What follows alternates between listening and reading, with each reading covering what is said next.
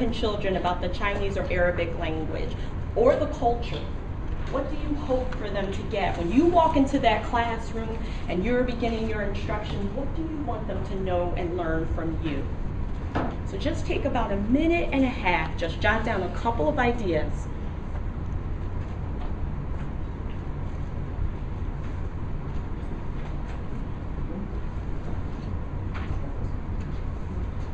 You can address any of these questions, just jot down a couple of ideas.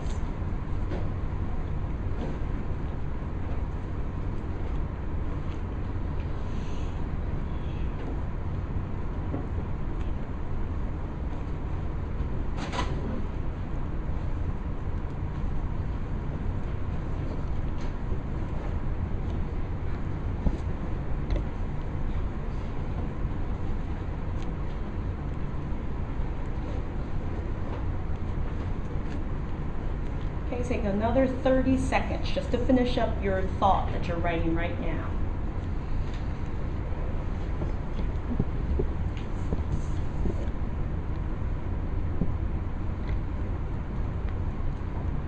Take that last 10 seconds, last word that you're writing. Okay. Would anyone like to share what you wrote, anything that you wrote on your card? Sure. I'd like to spread Chinese culture and language and let more people know more about this China. And I also want to learn American teaching methodologies and experience in American culture and at the same time improve my English. Perfect. That is wonderful. So lots of goals there. Yeah. One about spreading Chinese culture and getting American kids to understand that, but also learning English and thinking about that as well. Or not learning because you already learned it, but just enhancing what you know. Wonderful. Yes. Yeah. We know that Arabic is one of the least spoken languages as a foreign language or taught foreign languages in America. I came here to help to increase the number of students learning Arabic. And there is another goal. We know that there is a distorted image of Arabs in America, and of course in Middle East and in Egypt especially, we don't understand the American culture as much as expected. So I may be able to help to increase the mutual understanding and correcting this image. So reaching to a mutual land of understanding. Yes. Yes, I like that idea of mutual understanding, because you're right, we don't understand Arabic culture, and there might be things that you're just learning about American culture. Wonderful. Let me get. Okay, it's maybe similar to what Ayman has said, but it's the program is called TCLP, Teachers of Critical Language. I would like the Chinese language and the Arabic language to move from the category of being critical to being an everyday language spoken by Americans, by everybody. So it's for the widespread of the language, for removing like stereotype ideas that people have about our culture. Very good. Yeah, the stereotypes is very important. I think especially after 9/11 for us, that became a catalyst for wanting to know more, but also the fear is there. And I think what you've said is well put about the stereotypes and trying to break those down. Yeah, you had your hand up. I want to bridge the gap between the two cultures and create acceptance and tolerance between the Arab or Chinese, for example, and the Americans. Very good. Very, very good. Yeah. In short, I think we are here to show that we are similar rather than different, and yet unique at the same time. Yeah. So as much as we appreciate the American way of life and the American way of thinking, we are here to tell them that we have things you could appreciate, and at the same time our differences have reasons that you should accept and move on from here. That's it. Yeah. So the similarities, the differences, and also that those differences are resources. And that's something that here in America we still struggle with. Accepting difference as something that is a strength, something that should be celebrated. That's what you all are going to bring when you walk into that classroom. You're going to bring those strengths and those differences. And you want to make sure that you're learning from the kids as different children and different from a different culture, as well as they are learning from you. Sure, yes, please. I think I want to help my students to use the language in their real life in the future. This is my goal, first goal. And I think teaching Chinese to American children is important to bridge the gap between different cultures. Yes. And I think I will not only teach my students the 4 basic skills, but also thinking and my tradition and something else about my culture and my country. So I think that's it. Yeah, that's really good. Bridging the gap, and I like what you said about using the language every day, because that is what we want. We wanted to, again, move away from sort of a critical language that's out here to something that we're embracing all the time. As we talk, as we work, as we live together, we want it to be something that's just a part of our daily lives. Good. Anyone else? Sure. I think language is also the reflection of way of thinking. And I do believe American people, and from the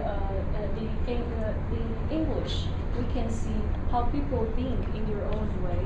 And if I can teach Chinese here, I can also learn the way the American people think, and also I can tell the American people how Chinese think in their own way. So that if we can combine 2 way of thinking, so we can create more miracles in the future. Yes.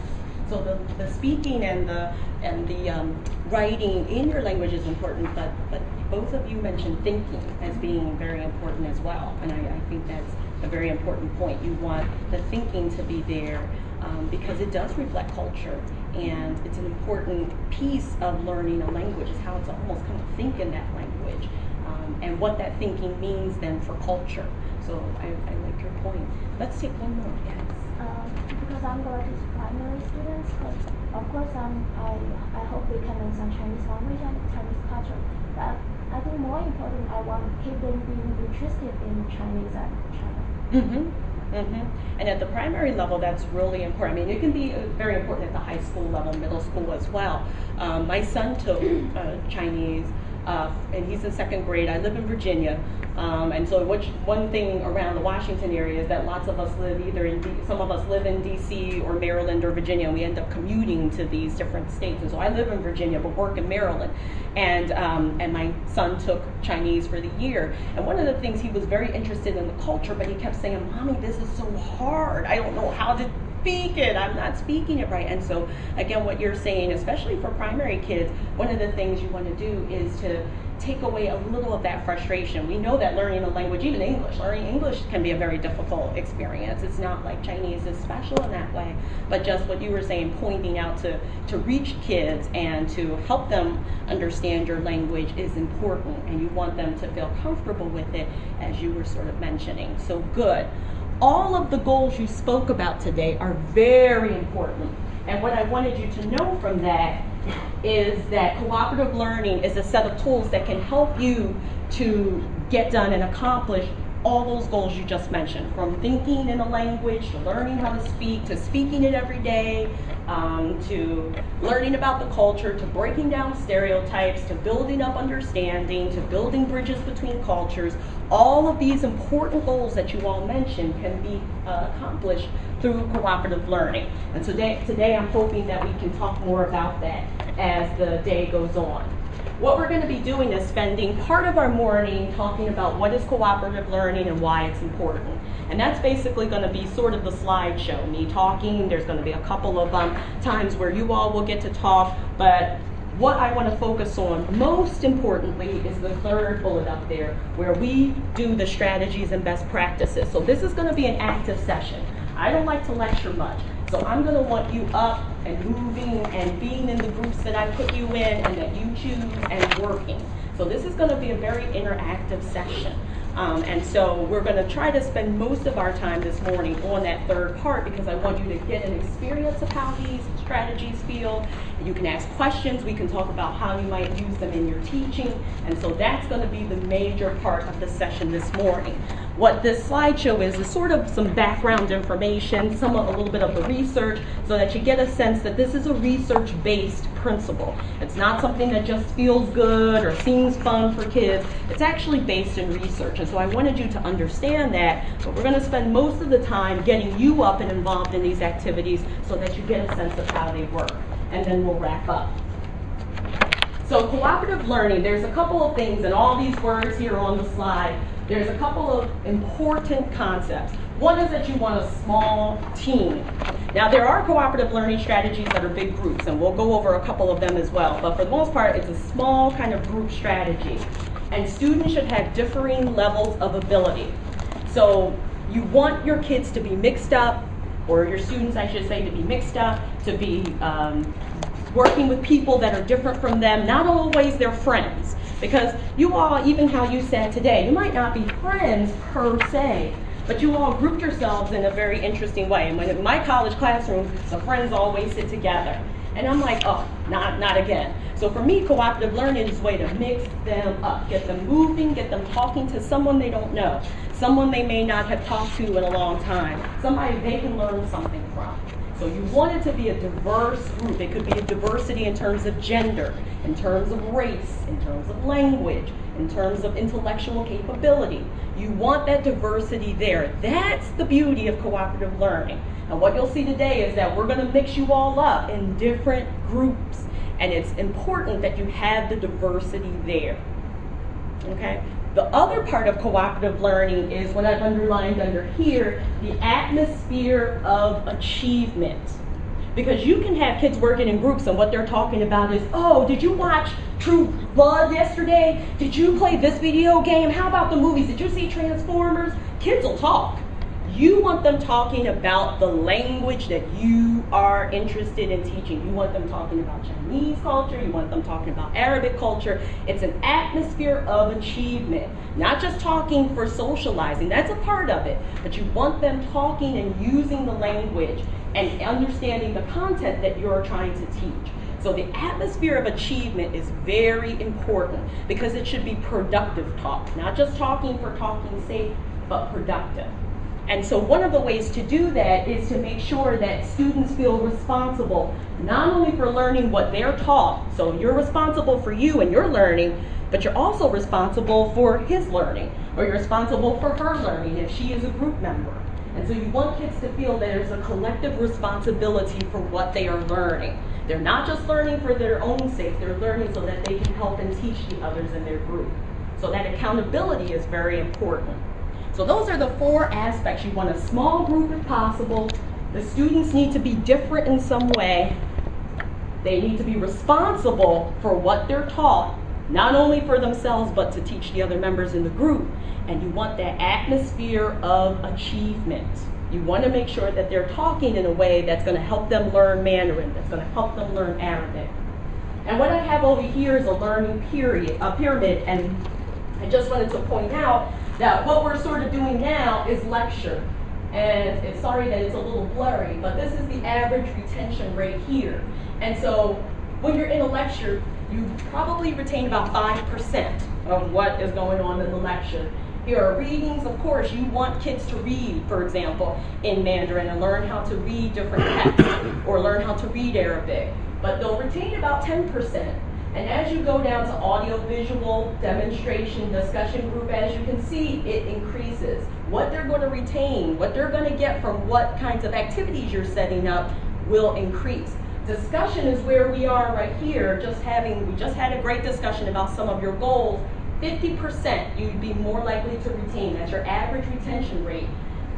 This is practice by doing. Practice by doing, yeah, I can read that. Practice by doing at 75%. And teaching others, immediate use is 90%.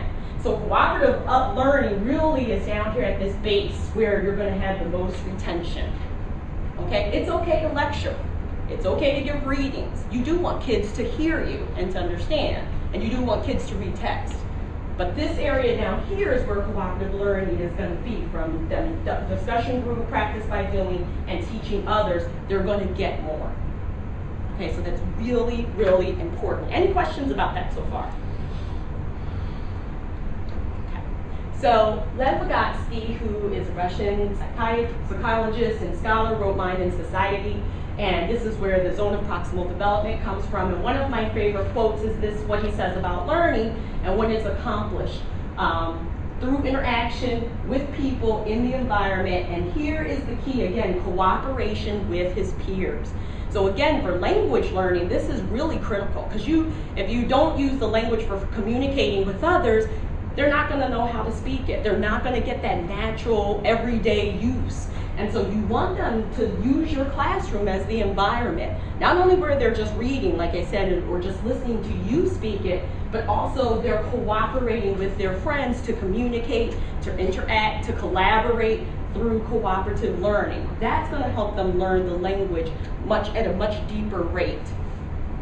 So in terms of how I learned foreign language, in terms of a sense of a diagram, I remember my Spanish teacher, like I said, standing up in the front of the classroom, and here we were. I went to an all-girls high school, so we were all sitting out there, and she was giving us Spanish. She was giving us, she would say it, we would repeat over and over and over and over again, for most of the period, actually. It was 45 minutes of torture. And as you can see, all the knowledge is coming down from the teacher down to the student. And I came away, she had a little tape recorder, and I wondered, now can she really speak Spanish? Because she would say the basics, but then when it was time to turn on, time to actually read the text, she would press play, and the tape would go on. And I was like, can she even speak it? And I did not get much Spanish. I took it for 4 years, really did not get much, because of this traditional view, which is very teacher-centered. And some of the values that kind of go with this is that the teacher is the giver of knowledge. Now, it is true, you all will know the language way more than your students. That is true. But it shouldn't be sort of this interaction that just, again, is top down. The students are kind of down here wondering, I don't know how to use this or how to talk about this, because it's a very passive learning style. So the students can zone out, look out the window, go to sleep, and the teacher's just standing up here talking. And many times, as long as they feel like the students are quiet, again, that passive learning, you're quiet, you're probably listening. Not so. And so what you want is a different view of instruction. Here, in terms of the limited social interaction, notice again, the interaction is just flowing one way. The arrow is unidirectional, one way from the teacher to the students. The student is sitting there, right next to another student, but there's no interaction at all. And so the students don't get a chance to use the language very naturally. They don't get a chance to communicate. They don't get a chance to learn to think in the language, because they're just memorizing or repeating a lot of what the teacher says. So this is a very traditional view, and it was actually the way I learned how to speak Spanish. And so it's a very comfortable way for many teachers, because you're up here, you're up at the front. But now I could say I'm the teacher and I'm talking like that, but if I come here to the middle and I take a seat, or I'm just standing here, something happens. Do you feel a shift? Yeah. Especially if I pulled up a chair and I talked with you. It's a very different feeling for a teacher to come in with his or her students, to become part of the community of students. And that's what cooperative learning techniques do for you. It brings you in the circle with the students. So you're not talking at them, you're talking with them. Yes, with them. Okay, so that diagram looks like this.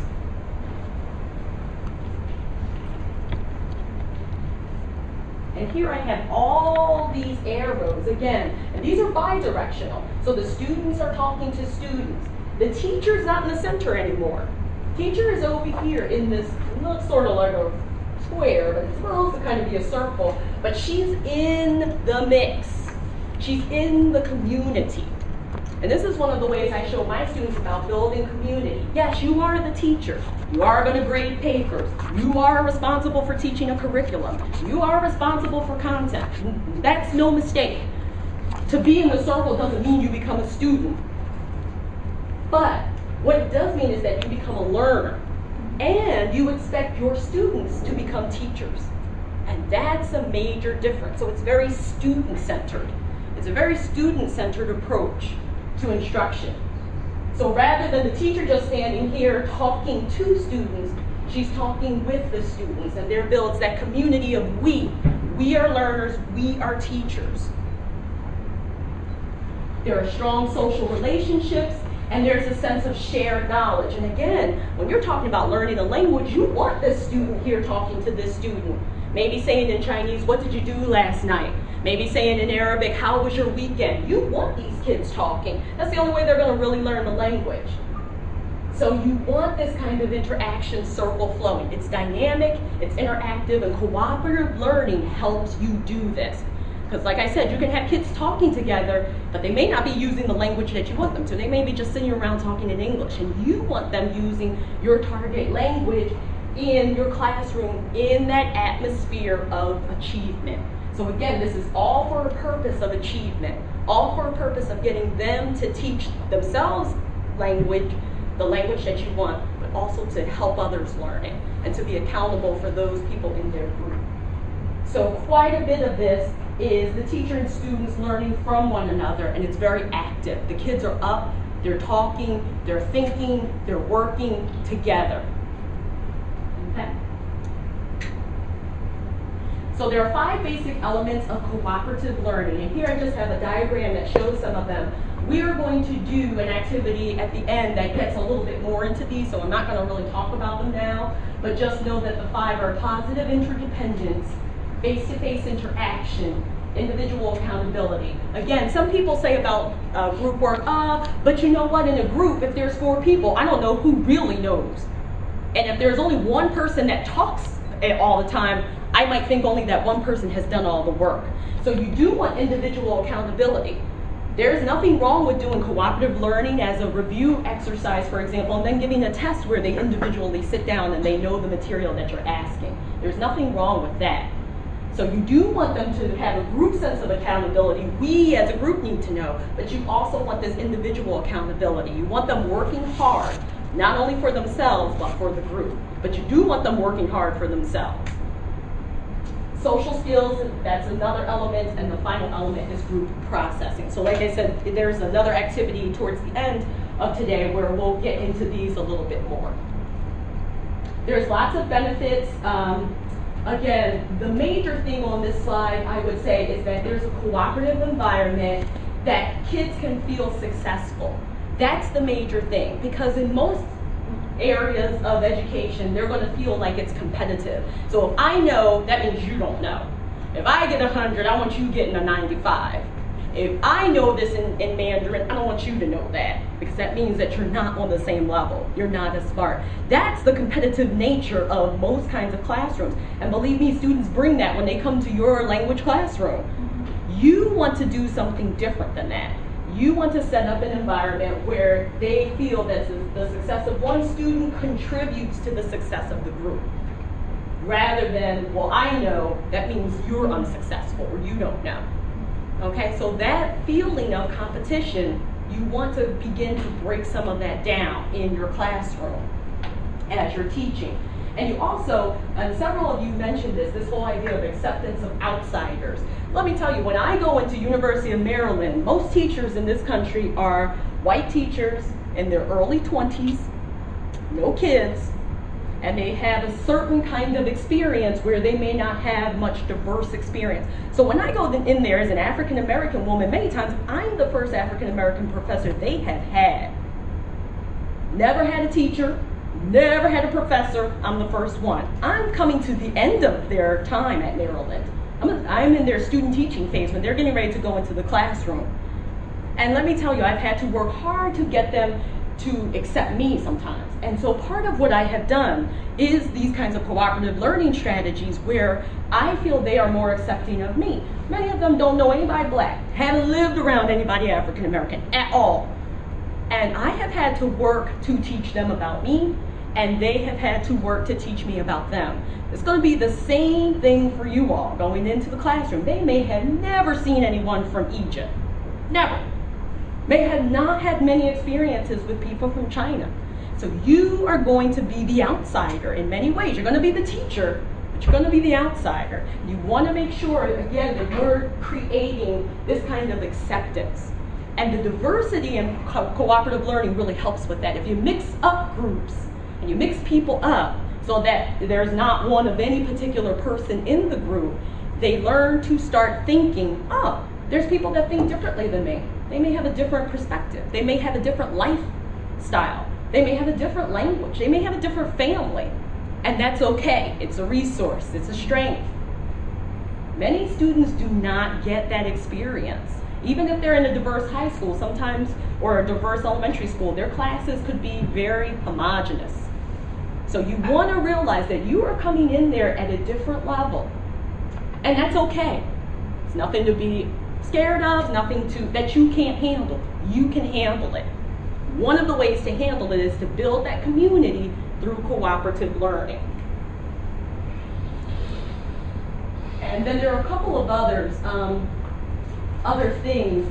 Part of the community environment that we were talking about was talked about by Dr. Spencer Kagan, who is very, very well known in the area of cooperative learning. And here he's talking again about exposing students to diverse perspectives and problem-solving skills. So again, you want that diversity. But up here, I wanted to point out Dr. Stephen Krashen's work, who is an expert in second language learning. And what we talk about always is Stephen Krashen talking about English, like teaching English to kids that may not know English or may not speak that at home. But I think that it's important if you're teaching other kids a second language like Mandarin or like Arabic. So again, he talks about this whole idea of an effective filter. Yeah. Are you familiar with this whole theory? I am. Okay, can you tell us a little bit about it?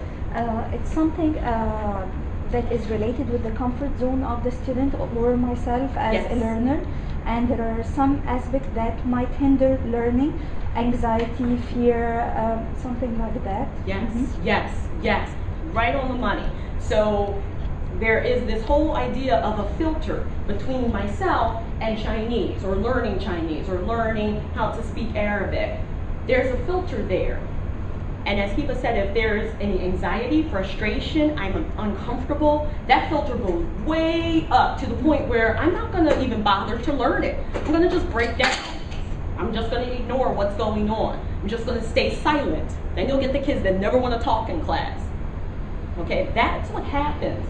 That effective filter, you've got to reduce it. You've got to break it down. And part of the way you do it is through cooperative learning, through the strategies that we're going to talk about today. So that's a very important thing.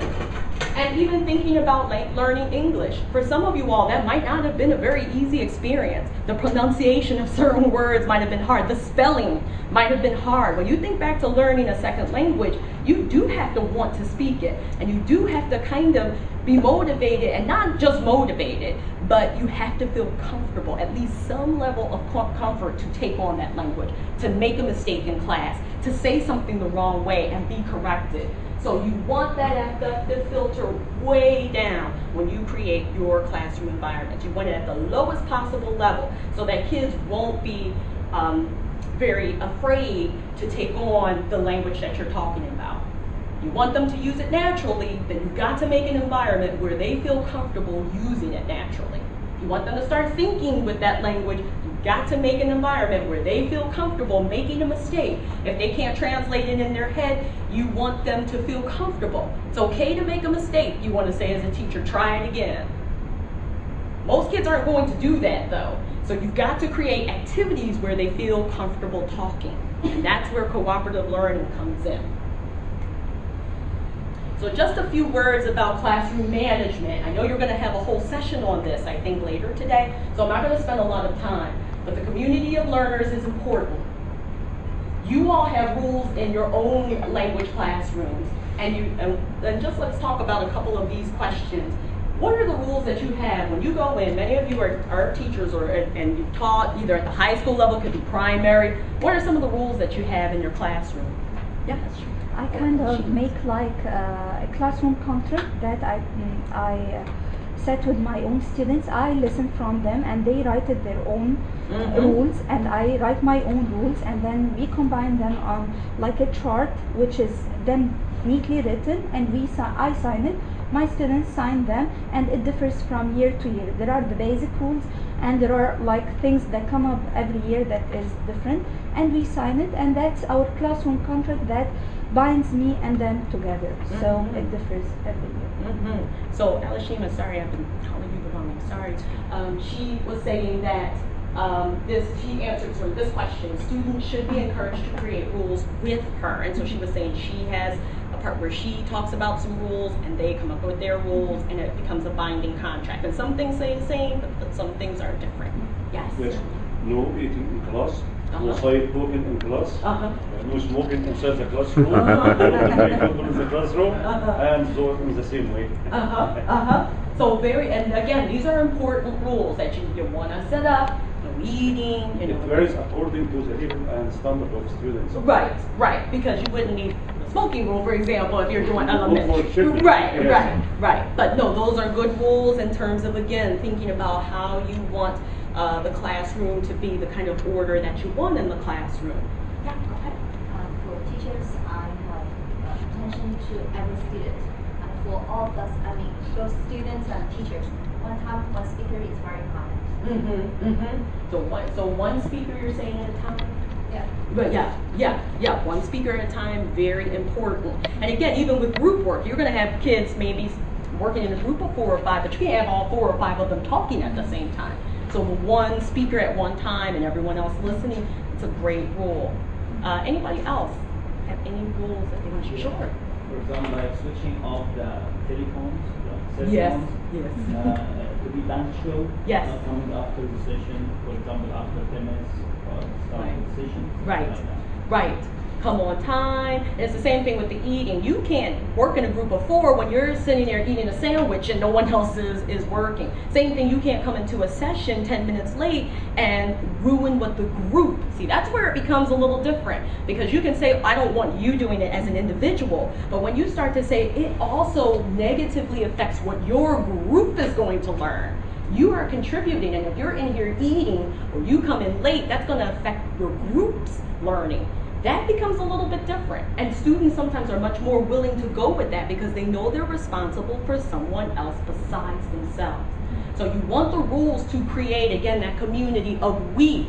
We're not going to eat because we know that we need to be focused on what we're doing and not eating. We're going to listen to each other and speak one at a time so that we can learn Mandarin and we can learn to speak it together. We're going to come in and we're going to sign that contract because what we are doing with our teacher is important. It's the we discourse, that we language that is really important when you start these rules. Did you want to say something? No? Okay. So I have just a couple. Yes. Just one thing. Yes. During cooperative learning, I have to stress the voice.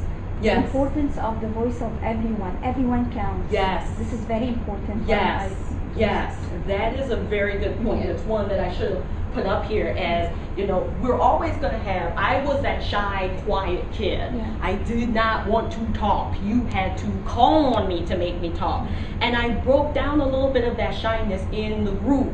And this is in other classes, because again, this wasn't how I learned Spanish, but in other classes I had teachers that said, you need to talk. What you're saying in your voice is important, and that's a very important rule because it helps students to feel comfortable and feel like they do have something to contribute. Yeah, so that's a great rule. And here are just a couple. I mean, respect is really important. So again, that comes to listening to others while they're speaking, and you're quiet when they're talking.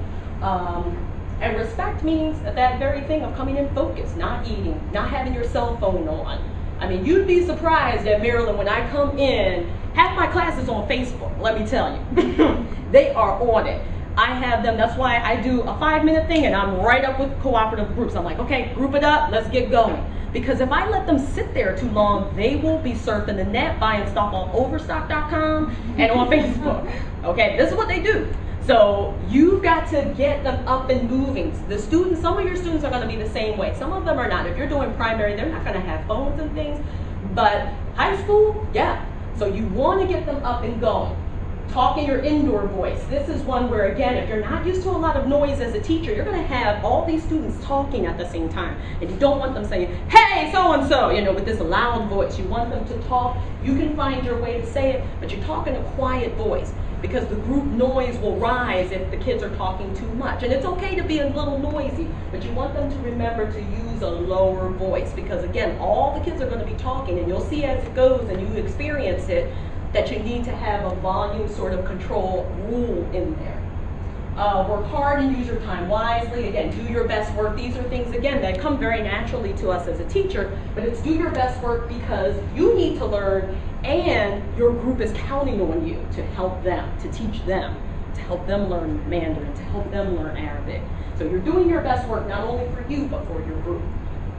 There's one rule that I forgot to put in here. We'll try it today. There's a signal that you need to stop the group work. Otherwise, you're going to be saying, woo, hey, stop, and I have your attention. A lot of kids talk over that. So you need something. You can ring a little bell. Some teachers use the on and off of the lights. A lot of kids don't pay any attention to that. What I found effective is the clapping. So I have a clap that I might do.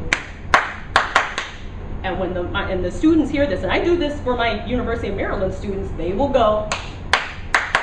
They repeat whatever pattern I've clapped, and that lets them know, quiet down, I'm ready to go, and the group work has ended. Because again, if not, you'll find yourself fighting against yelling over kids to get them to quiet down.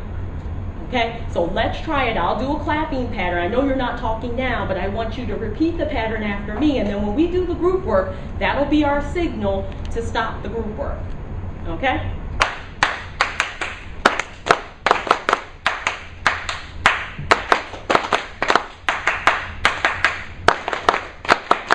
Perfect. Okay? That, and then the kids stop. They stop. When they hear the first one, they're usually quieting down. By that second one, you've got their attention. And again, if it feels comfortable to you, use it. If it doesn't, the bell works fine or some other signal. But you want a signal that you tell them in the beginning, this is going to be our signal so that group work stops, so that you can then talk and give them further directions. Okay? Right. So these other couple of things, one is that you're just going to see yourself as a facilitator. So as the groups are going, you want to be walking around. You want to make sure you're monitoring what's going on. If they've got questions, answer them. That's what you want to be doing. And so you'll find that some groups aren't working. So, if you're coming over to this group and you find Tang is not working well, then you just say, you can give her a couple warnings, you can get the group to work out, and if it's still not working, feel free to kind of switch. Again, you are the teacher. You don't want to be so much into the circle where you feel like you don't have any kind of sense of control. So if you find kids are playing around or they're not working well, switch them up, and you'll find that those problems usually dissipate. And a lot of times all you have to do is give them a warning, and things will kind of cease. But if you find groups aren't working, change them up. And also, one of the things that I like to do is try to prevent the problems before they get started. So praise. Oh, I like how Mohammed's group is working really hard today. Excellent job. Just saying that will get the other groups to fall in line.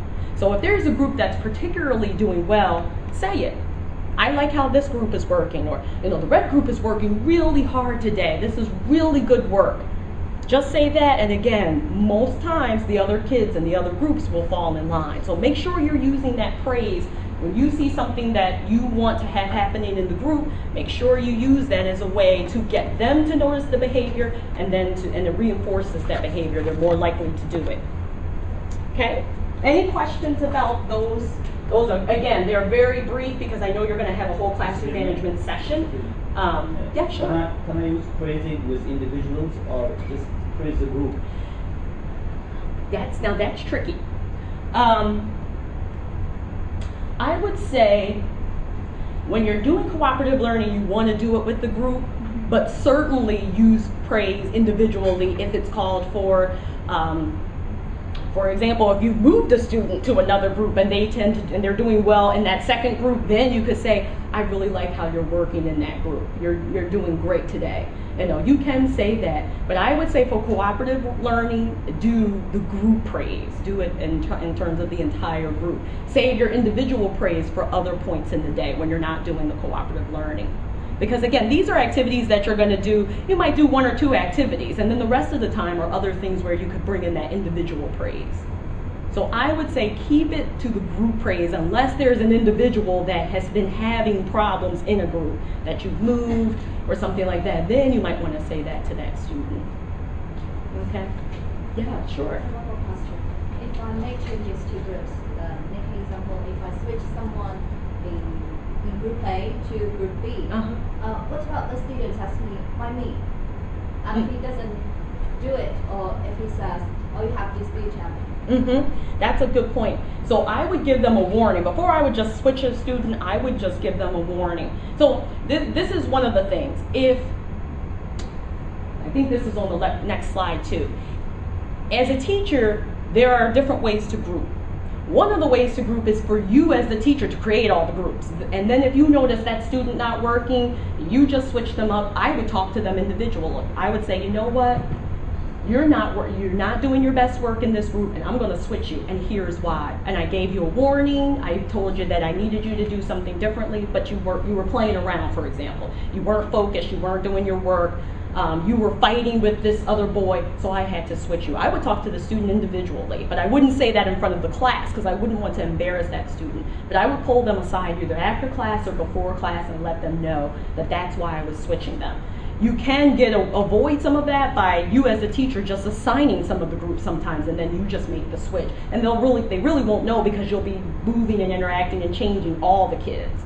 I was saying that more for the random. I'll show you again what I mean by random. But sometimes you are randomly counting kids off and then they create a group. And if you see it's not working, again, I would pull them aside. I wouldn't say it in front of the class, but I will pull them even to the corner and say, look, things aren't working out. I'm going to give you this warning. If you can't pull it together and stop talking and focus on what we're doing, then I'm moving you out of the group. And a lot of times that will work, and you won't even have to make the switch. But I would pull them aside. I would say, don't be afraid to tell kids, look, this is what we're expecting. We created our rules. You're supposed to be working hard and doing your best work, and I don't see that happening. And you need to do that, or else I'm going to switch you. Don't be afraid to say that. Okay? And will another group accept him or her easily?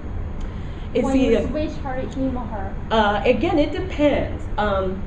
So the way I do grouping in my classes, it's never the same group. So every time I see my students, I'm doing a totally different group. If this is a long-term group, let's say you're doing a group project. Let's say you say, okay, I want you to talk about Chinese culture. We're going to talk about language. We're going to talk about families. We're going to talk about some of the country statistics. And you've got these groups going on, and it becomes a research project where these same groups of kids are going to be working over a period of time. Then I would talk to that person individually, but I would also talk to the group members. And I would say, look, you're going to get a new member. You don't have to tell them why. Just say, you're going to get a new member. I want you to work with them, include them, bring them into the group. Sometimes there are group leaders that you can talk to with this. And so there are ways to do it. But that's only if you have a long-term group that is going throughout a project that's going to last a week or 2 weeks or something. The groups that I tend to use, every day there's a new group. So kids aren't used to working with the same group all the time. These techniques I'm going to show you, they could be used for research. For example, the jigsaw could, the fishbowl could, but many of them are also just you could use every day and switch up the groups. So you won't have that problem. But it's a very good question because you do want the group members to accept the new person if you have to change groups. And a lot of times if you're doing it for a group project, then you need to talk with the individual and with the group. Yes? I want to know how to arrange the students' seats before a class. I think it's important to make an arrangement of the students' seats and how to divide the students into different groups according to different activities. And should we appoint a leader of a students' group, or they decide which one should be the leader? Okay, and so so on? that's a very good question. And maybe I'll try to talk about that a little here. I know the earlier definition said small groups. I consider a pair a group. because again, it's two students together, they're communicating, you can get them talking in Mandarin or Arabic if you want them practicing. So I consider a pair group. The small group is what we typically think of for cooperative learning. Then there are some large group activities. We're going to do some today. One is fishbowl, where you're dividing up almost half the class and half the class. So there are different forms of groups. So the teacher structured group, so these are three different procedures. So the teacher, if you want them to learn something and you want to move the kids around into your own groups and say, group A is going to be these 5 kids, group B is going to be these 5, that's fine. You can do it like that. And it doesn't matter where they're sitting, because you might say group A is going to meet here, group B is going to meet there in the back, and they'll just move once you're finished giving those directions. A lot of classrooms that I've seen have 4 or 5 desks together, and I think you'll see some of that in the clips that I'm going to show. So you can set up the classroom that way. Even if you have single kind of desks with just a little table, you can still get kids up and moving. That's why the grouping, the cooperative learning is so important, because you don't have to have group arrangements already set up to do this. You can get the groups to move where you want them to move. So you can put the kids all in a group, and then, like I said, say group 1 is going to be here, group 2 is going to be in the back, and then they move some desks around, and then they just do it. So you can use your own organizational seating chart to make these groups, and they, again, could be teacher structured. You might want to have, if you do that, some kids that talk a lot, some kids that don't talk much at all. You don't want to have 5 kids in a group that are going to talk, and you've got that one kid saying nothing. So if you're going to structure the groups yourself and use your seating chart to actually create groups, then think about who talks, who doesn't. Think about that diversity again. Get some boys, some girls, some different races there. Think about the diversity. If you can use your own seating chart to do that, that's perfect. If not, it's okay too, because you can get them up and walking around and moving to their groups, and so you don't have to worry about that as much. Yeah, that's a very good, and so in that sense, you don't have to have leaders. And we're going to do an activity where there are leaders, but in most of these activities for groups, there are no student leaders at all. And again, you want everyone feeling comfortable. It's back to the voice thing that Alashima said. You want everyone to feel like there's a voice and that they can be a leader of themselves and contribute to the group. So I would use student leaders as infrequently as possible, actually, because then you get used, you know how it is. So if you feel like Mohammed's the group leader, then you sit back and let him do all the work, let him do all the talking, let him do, and you don't want that. So you don't want to keep picking students to be leaders. Let it be a group again, and you'll see how these go, where the group comes together. It's not a particular one student getting the group together. Okay. And just quickly, student structured, students choose their own groups. A lot of times it's their friends. I use this very rarely, because it's going to be their friends. You might do this at the beginning of the year. For example, you go in after 2 or 3 days, you might say, okay, you all choose 2 or 3 friends to work with, and we're going to do this group activity. You can certainly say that, but I use it very sparingly as you go on, because you're going to get the kids in the same group. There's not going to be that diversity there. So I would use this sparingly. The random one I do the most in my own classes. I will say, okay, there's 25 students, we're counting off by 5. We're going to start with Alashima. We go around and we snake around the room. 1, 2, 3, 4, 5. 1, 2, 3, 4, 5. 1, 2, 3, 4, 5. All the 1s are here and all the 2s are here. It's very quick, very easy, and the kids are randomly grouped. And it actually works. So we're going to do that. We'll do that a couple times today so you see how it works. Or you can use Post-its. And I do have just like one color to show you. So what I would do, and sometimes I do, if I have a lot of time, I'll take these Post-its and I'll put 2 on a table, 2 on a table. I'll get some blue ones, yellow ones, green ones, and then I'll say, okay, if you've got a hot pink poster, you're over here. If you've got a green Post-it, you're back there, and I group them that way. So you can do all different kinds of groupings. It doesn't have to be by table that you've set up very nicely and neatly. You want them up anyway and moving away from the friends they sit around to mix up people. So Post-its is another nice way. Sometimes I write numbers on here and I'll group them by not only Post-it color, but I'll change the groups around and say, okay, if you've got a number 2, come on up here. If you've got a number 3, come on up here. So you can use this in many different ways to do grouping. And it's pretty easy and pretty quick. All you have to do is do the numbers and put them around before the class starts. Okay? And just quickly, in terms of assessment, what you want to do really is doing a lot of informal assessment, as you see here. Walk around, talk to groups, make sure everybody's getting it. Ask a couple of questions. If they don't know, they're probably not on task. So walk around, make sure that you give them support if they need it. But the walk and talk method to me is the most important way to learn if they are getting it and if they're working together as a group. If you notice kids goofing off and they're playing around and they're doing something else, come right on over to the group, stand close, listen in, maybe ask a couple of questions, and then you move around. So what you're doing is you're not standing here at the front of the class, you're floating around, you're rotating around to the groups. You can give them tasks, and these could be formal things that you actually, like a group project that you actually collect and grade, to, again, just informal kinds of tasks and projects. But you could look and see, we're going to do something, again, where there is going to be an artifact, and you could use those artifacts to give grades if you'd like. And then there's self-assessment or peer assessment, and that's another nice way. Sometimes teachers will just say, okay, how's your group working? Who's working hard in your group? You can give a little paper pencil survey, 1, 2, 3, a couple questions. Number 1, rate on a scale of 1 to 5 how your group is going. 1, it's not going well at all. 5, it's going great. Get them to tell you a little bit about what's going on in their groups and to assess not only the group, but their peers. Who's talking? Is someone dominating the conversation? Is someone not talking at all?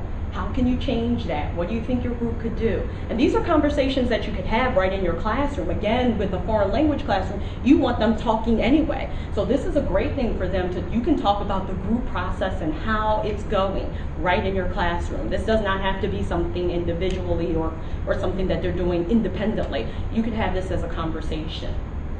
Okay, so these kinds of things are really, really important. You do want to have some assessment going on. And as I mentioned earlier, cooperative learning is great for review of content or getting them to know something that you've talked about, and then you still could have those individual tests that you would have, or a quiz that you would have. These, again, are much more learning activities. So you want to make sure they know the content, do cooperative learning. But I know a lot of teachers that also use these as a way to assess as well. Yes, yes.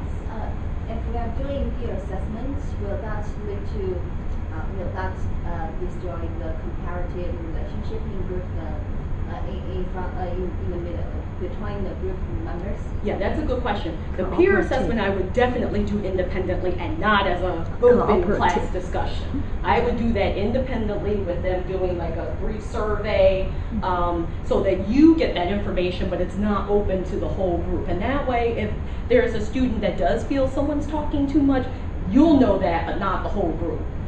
So I would do the peer assessment especially pretty independently, although I will say, I don't know if we'll have time to see this clip, but I will point it out to you when we get to it. There's a really good clip that I found on TeacherTube, I believe, and the students are assessing each other. They're working in pairs. It's for the fishbowl activity, and they're working in pairs, and the students are saying, you know what, you talk too much. You need to stop talking. You need to let other people talk, create a comfortable environment. And then the pair, the other person would say back to them, I observed you in the group. You're not talking enough. You need to speak up. And so if you set it up in a way where students can give that feedback to one another, then that works well. But the teacher in that clip set it up that way. He set it up as action research, which means the students were researching each other and then giving feedback, using that data they collected as feedback. So that's a little bit different.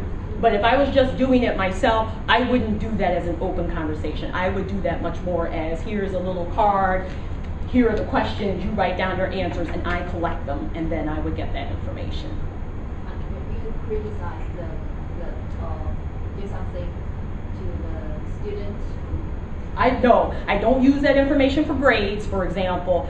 If there's a person dominating the conversation, I would take the whole group aside and say, let's talk about what's going on in your group. First of all, you don't want to come in and say, you're talking too much. You want to say, what's going on? How are things going? Who's talking? And then you want to observe. If you haven't been looking at that group, you come on over the next time you set that group up and see who is talking and who's not. So you want to be the assessor and getting some data yourself. It may just be that one time somebody thought they were talking too much and it's not really a trend or an issue. But if it does become that, you might need to take the whole group aside and say, okay, why don't we practice a conversation and let's try to hear everyone's voice. Let's get everyone talking. Some things I say is, tell me more. Who haven't I heard from? And you can tell the students those are good ways to cue into people that are quiet. Who haven't we heard from today? Let's hear from someone that's silent. That's a good cue. Even as an instructor, I do that. Because you know, it's like the 5 same students in the front tell me everything in my class. And I'll walk to the back in a minute and say, okay, I want to hear from someone over on this side of the room. And magically, somebody's going to say something. Give them wait time, they're going to say something.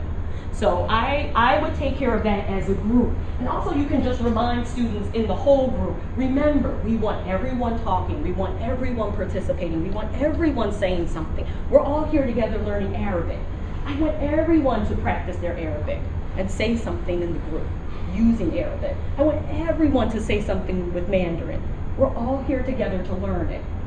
So you can also address it in the class without pointing out a particular student that's being dominated. But there are some kids that you will have to pull aside with that group to say, you know, we need to work much more on having everyone talk and not just one person or 2 people. Yes. Can't we put some certain rules for the group? For example, no one can speak for more than 2 minutes, for example. Yes. So as not to create a bully within the certain rule yes. or the certain group. Yes, that's a good point. You can definitely do that. That might be harder with primary kids, like in 1st, 2nd grade. You can certainly use these kinds of techniques, but they may not realize they are talking that much. But with middle school, high school, certainly you can say only one term talking in the group. We're going to talk for 5 minutes in your group and you only are allowed to contribute one thing. That's number one, going to make your students think more thoughtfully and carefully about what they're saying. They're going to think before they speak because they only have that one term. So yes, you can certainly set up rules like that. It, like I said, it may be harder for younger kids because they're just going to be talking. And they can't count time. Right. But for elderly people or right. for high school, absolutely. someone may dominate the whole time and yes. others are listening. Yes. So I yes. guess it's some type of rules. Yes, you can limit it to one comment, or you can even do the time limit. Like you're saying, you know, you have a minute to talk. That's it. And then you say, in your group, you take care of it. Figure out who's going to keep time, figure out who's going to do that. Again, let the group take care of it. You don't have to feel like you've got to get a student leader. You want them taking responsibility for this. So you get them to figure out how you're going to do it. Then again, you monitor, rotate, walk it around, see if it's working. If it's not, then you may want to pull aside and say, okay, this group, you know, who's keeping time over here? We've heard, you know, this young lady speaking for 10 minutes. And no one else in this group has spoken. Who's keeping time? What's going on?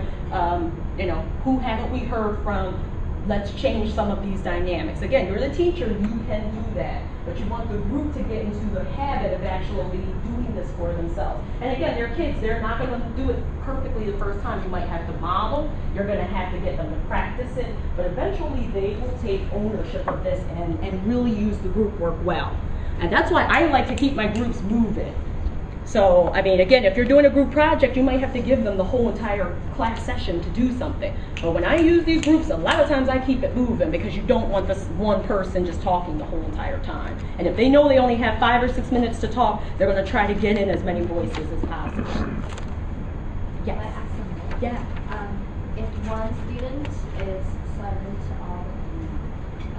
on that stuff, and unfortunately you happen to be aware that boy or that student is not quite himself that day, and at the end of this teaching stuff, you want to hear from him, and you just who have like heard so far. Mm-hmm. But that guy maybe is really doesn't know what to say. Mm-hmm. Will that cause embarrassment? You know, so it depends on how you do it. So it can cause embarrassment. This is what I would say. If you call on someone, that's more likely to make them feel embarrassed. So if I just call on Hiba, for example, to start talking, that's gonna, and she doesn't know or she doesn't want to use Arabic because that's not comfortable for her, that might cause her embarrassment. When you ask the question, who haven't I heard from, you really do wait to see who's going to speak up. I wouldn't just call on them. And again, so what I do is do the group work where there's talking in a small group, and then I like to have a whole group share out and debriefing. And so again, you might have very shy kids that don't ever really want to talk out in the whole group. What you want to do as a teacher is to make sure they're at least talking in their group. You want to at least make sure they're saying something when there's only 3 or 4 people with them, or put them in pairs. A lot of students that are silent will talk with one partner. So the pairing is actually a really nice grouping for them to get them talking.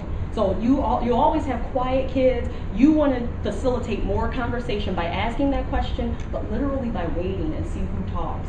And then you want to also look around and see in your groups who is not talking still. And you might want to talk to that student individually or talk with the group, because it's usually the group dynamics.